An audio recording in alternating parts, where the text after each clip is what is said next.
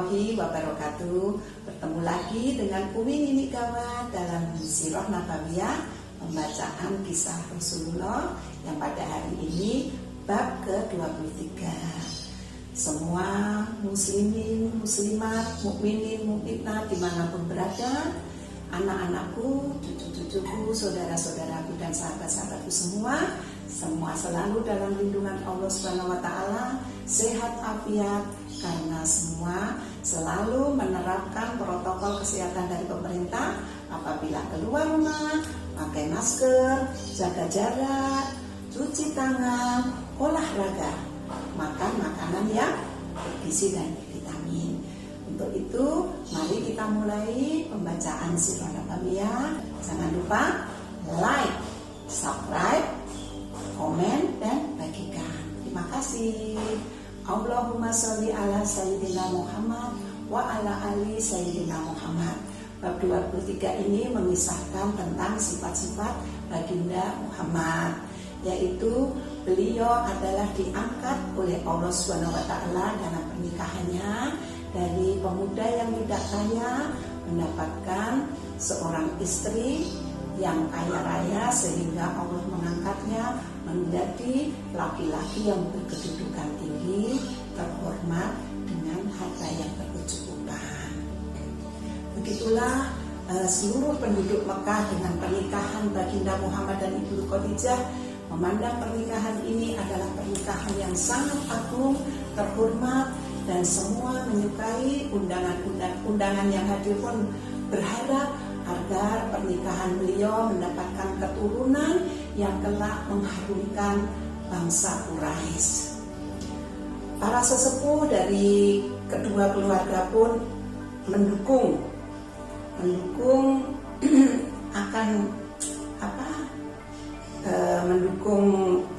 suami Ibu Khadijah, Bunda Khadijah, yaitu baginda Muhammad, untuk memberikan kasih sayang dan harta perintah. Sebaliknya juga memberikan baginda Muhammad, berharap bahwa baginda Muhammad yang bijak dan cerdas akan membimbing istrinya menuju kebahagiaan hidup.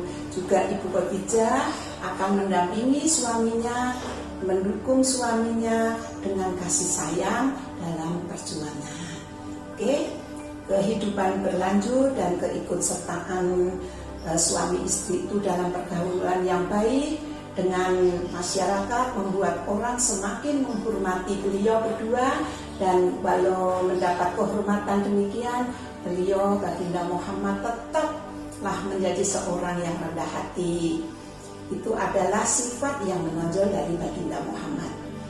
Jika ada orang yang mengajaknya berbicara, baginda Muhammad selalu memperhatikan, melihat, tidak pernah beliau itu diajak bicara melihat orang yang tidak, pasti fokus melihat yang mengajak berbicara.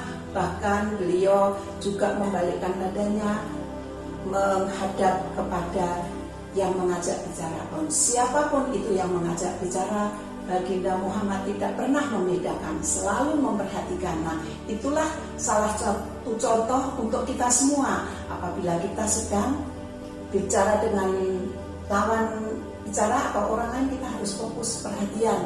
Apabila bersalaman juga kita salaman, namun sekarang tidak boleh salaman ya, karena sedang ada COVID.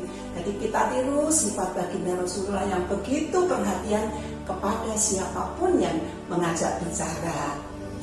Semua orang tahu bahwa bicara baginda itu sangatlah sedikit, karena lebih banyak mendengarkan pembicaraan orang lain yang mengajak bicara kepada baginda. Baginda Muhammad pun juga bisa bergurau loh, walaupun orang menganggap baginda Muhammad tidak bisa beliau bergurau, dan gurauannya itu pasti semua ada maknanya, ada artinya. Kata-kata yang dilontarkan baginda Muhammad pasti dalam bergurau ada manfaatnya. Orang menyukai baginda Muhammad apabila tertawa, beliau tidak akan kelihatan gerahannya, dan apabila marah pun baginda Muhammad tidak kelihatan, hanya keringat yang keluar dari keningnya. Tidak pernah beliau apabila marah menunjukkan kemarahannya, tidak pernah. Itu juga perlu kita contoh. Jadi kita dengan mendengarkan, membaca Sirah Nabawiyah, pastilah kita semua akan meniru sifat-sifat baginda Muhammad Rasulullah kita, agar kita bisa mencintai dengan yakin sehingga menjalankan sunnah-sunnahnya. Orang yang menyayangi baginda Muhammad itu karena beliau lapang dada, berkemauan baik, dan menghargai orang lain, bijaksana, murah hati,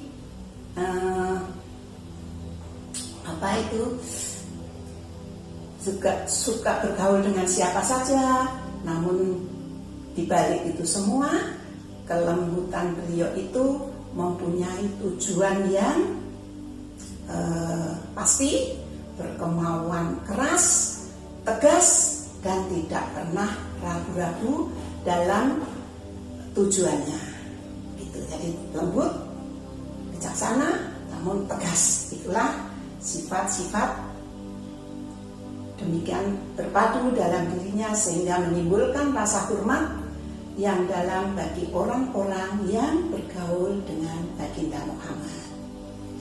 Pada pernikahannya baginda Muhammad adalah diumumkan oleh Waraqah bin Naufal, yaitu saksikan para hadirin, kata Waraqah bin Naufal dengan suara yang agak keras, bahwa saya menikahkan Bunda Khadijah dengan baginda Muhammad dengan mas kawin senilai 12 ekor unta. Nah, itu juga setelah upacara pernikahan selesai,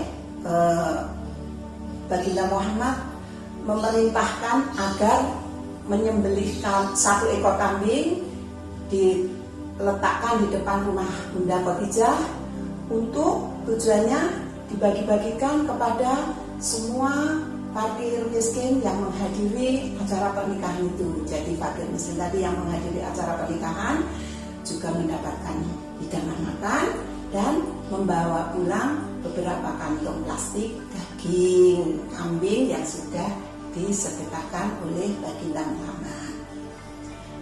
Suatu ketika ada pedagang dari Romawi yang bernama Bakum, ya.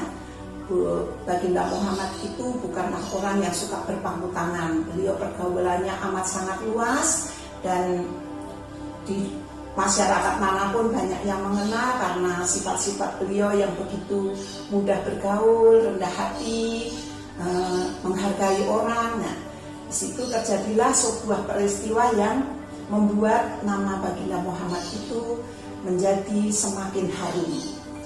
Peristiwa itu didahului oleh banjir besar yang melanda Mekah. Jadi bukit-bukit di sekitar Mekah tanpa ampun menumpahkan air hujan yang jarang sekali hujan itu turun ke kota yang tepat berada di bawahnya, yaitu kota Mekah.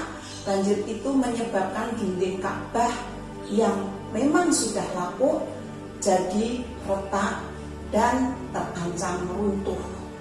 Sebenarnya sebelum banjir tiba sudah ada gagasan untuk memperbaiki Ka'bah. Namun orang-orang itu takut apabila memperbaiki Ka'bah itu Tuhan Ka'bah akan marah. Semua pada ingat pada waktu Abraha, pimpinan dari negara Sam, dengan pasukan gajahnya akan menyerang Ka'bah, kan semua mati, pasukannya juga Abrahanya mati seperti daun yang digigit ular. Ingat ya, yang beberapa waktu lalu pernah Umi Nini ceritakan ya. Nah, di situ sudah menjadi takdir Allah bahwa waktu itu juga tersiar ada berita sebuah kapal Romawi yang terdampar di Laut Merah dekat dengan pelabuhan Su'aibah. Kapten kapal Romawi itu adalah seorang Nasrani yang bernama Bakum, berasal dari Mesir. Orang-orang Mekah memutus Walid bin Mughirah dan serombongan orang untuk membeli kapal yang terdampar tadi, kapalnya Romawi, perdagangan Romawi tadi, untuk membeli dan membongkar kayu-kayunya dan mengangkutnya untuk membangun kembali Ka'bah. Bagum pun dikontrak menjadi ahli tukang kayunya.